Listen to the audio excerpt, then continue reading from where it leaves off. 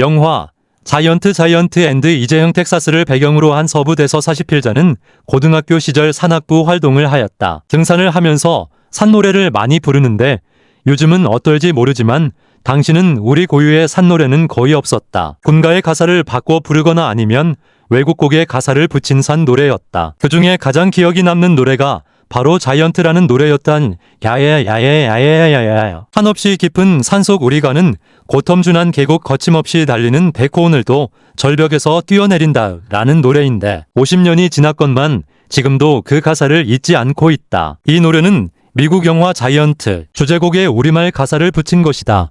영화 자이언트는 1956년 미국에서 제작된 대하극이다. 지금까지 수많은 서부 영화가 제작되었지만 이렇게 스케일 큰 서부 영화는 흔치 않을 것이다. 이 영화는 텍사스주에서 목장을 경영하는 가족의 약 30년에 걸친 삶의 모습을 그린 스펙터클한 작품으로서 록 허드슨, 엘리자베스 테일러, 제임스 딘 등 톱스타들이 출연하였다. 제19회 아카데미상 감독상을 받았으며 2005년에는 문화적, 역사적, 예술적으로 극히 높은 가치를 가진 작품이라 인정되어 미국 국립필름등록부에 등록되었다. 드라마이어 중심이 되는 베네딕트가는 변해가는 텍사스를 반영하는 거울이다. 이 영화는 바뀌어가는 텍사스의 발달사를 지근거리에서 묘사하고 있을 뿐만 아니라 여성의 자립 문제, 인종 문제 등 현재에도 우리가 직면하고 있는 문제들에 대해 선구적인 문제의식을 관객들에게 보여주었다고 평가되고 있다. 주인공의 한 사람인 제임스 딘은 이 영화의 촬영이 끝난 일주일 후 교통사고로 사망하였기 때문에 이 영화는 제임스 딘의 유작이기도 하다. 이 영화는 흥행에도 대성공을 거두어 미국에서만 3,500만 달러의 티켓 판매 수입이 있었다 한다. 이 영화는 워너브러더즈사에 의해 제작되었는데 워너브러더사가 1978년에 슈퍼맨을 공개하기까지 거의 20여 년 동안 워너브러더사 최고의 흥행 수입이었다고 한다. 갱스 오브 뉴욕 등 많은 작품을 제작한 마틴 찰스 시코르세시 감독은 1978년 당시에 이미 영화를 40회 이상 감상하였다고 하여 화제가 되었다.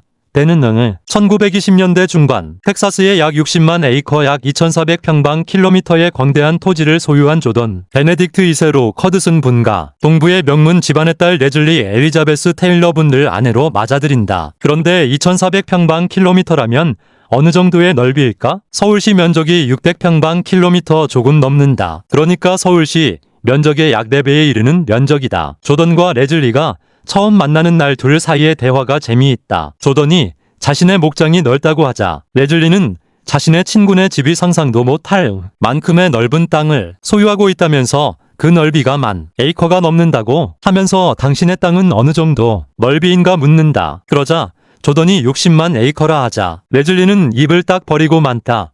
결혼식을 올리고 조던과 함께 처음으로 텍사스주의 집으로 온 레즐리는 그 넓은 땅에 깜짝 놀라고 동부와는 너무나도 다른 사람들의 기질과 생활 습관에 당황한다. 남편 조던의 누나인 나즈는 동부에서 곱게 자라온 레즐리를 곱게 보지 않는다. 신우이의 심술의 부부 사이가 위기를 맞기도 하였으나 레즐리는 타고난 끈기와 강한 성격으로 그것을 극복해 나간다. 조던의 집에서는 조던의 먼 친척, 동생뻘인 제트 링크 제임스 딘과 카우보이로서 일하고 있다. 그는 좀 삐딱하고 거친 성격으로서 조던은 그의 그런 태도를 못마땅하게 보고 있다. 그러나 라즈는 제트를 아주 아낀다. 제트는 레즐리에 대해 몰래 연심을 품고 있다. 제트는 레즐리를 차에 태우고 목장 구경을 시켜준다. 조던의 땅이 넓고 집이 대저택인 만큼 많은 사람이 여기에 딸려 있다. 집안일을 하는 사람들은 집에서 살지만 가축을 키우고 농사를 짓는 사람들은 자신들의 마을을 만들어 그곳에서 함께 모여 살고 있다. 그들은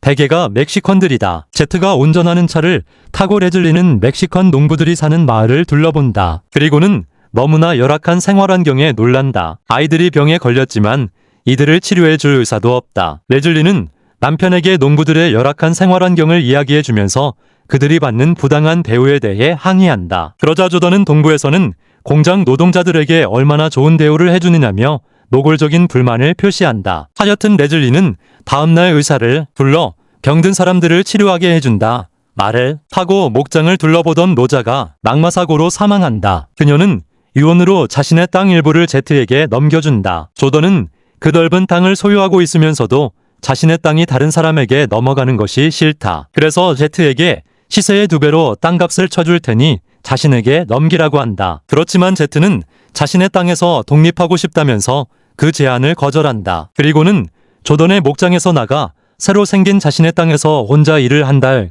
그 무렵 텍사스에서는 유전붐이 일어났다. 제트도 자신의 땅에 석유가 묻혀 있을지도 모른다고 생각하고 혼자서 채굴을 시작한다. 주위에서는 그런 그를 비웃지만 그는 아랑곳하지 않고 석유 시출을 계속한다. 그러던 어느 날 땅속에서 검은 원유가 마치 분수처럼 솟아올랐다. 제트의 땅은 유전이 된 것이다. 제트는 검은 원유를 덮어쓴 채로 잔뜩 술에 취하여 베네딕트 가를 찾아와서는 레즐리에게 가까운 듯 대한다. 이 모습을 본 조던은 그를 두들겨 패지만 제트는 빈틈을 노려 조던에게 반격한 후 그대로 트럭을 타고 도망가 버린다. 조던과 그의 숙부인 바우리는 좀 빨리 그 녀석을 쓰러뜨렸어야 했다라며 후회한다.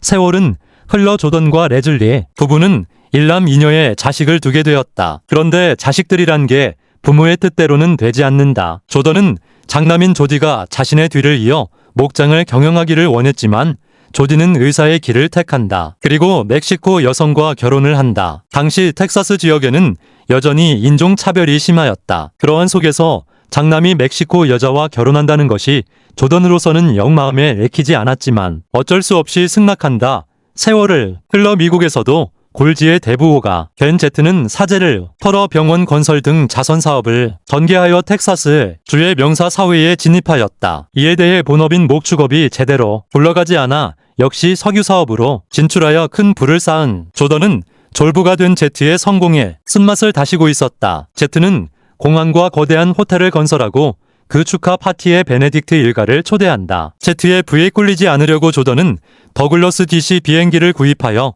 파티장의 일가를 모두 데리고 참석한다. 그렇지만 축하 퍼레이드에서 딸인 라즈 2세가 자신의 뜻에 반하여 제트를 칭송하는 여왕역으로 오픈카에 타고 있는 것을 보고 기분이 상한다. 라즈 2세는 나쁜 남자 제트에게 매력을 느끼고 그에게 가까워지려고 한다. 호텔 미용실에서 조던의 멕시코 며느리가 인종차별로 인한 모욕을 받는다. 이것이 계기가 되어 조던과 제트 사이에 몸싸움이 벌어진다. 파티장에서 조디는 자신의 아내가 모욕을 받았다며 제트에게 덤벼들다가 제트의 주먹을 맞고 뻗는다. 이것을 본 조던은 제트에게 와인셀러에서 결판을 내자고 하여 결투 신청을 한다. 그러나 막상 싸움을 시작하려다가 엉망으로 취해 제대로 서 있지도 못하는 제트를 보고는 때려 높일 가치도 없는 놈이라며 옆에 서 있는 와인 선반을 도미노처럼 쓰러뜨리고는 그 자리를 나온다.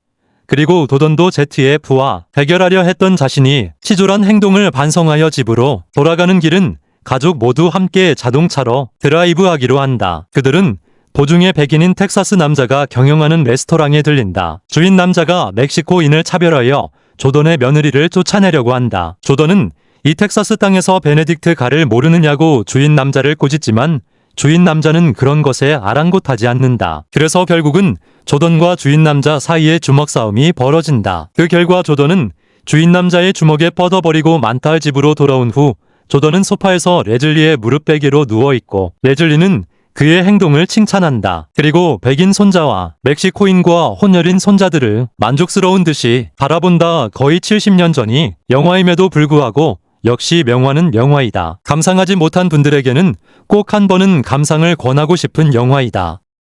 꼭 한 번은 감상을 권하고 싶은 영화이다.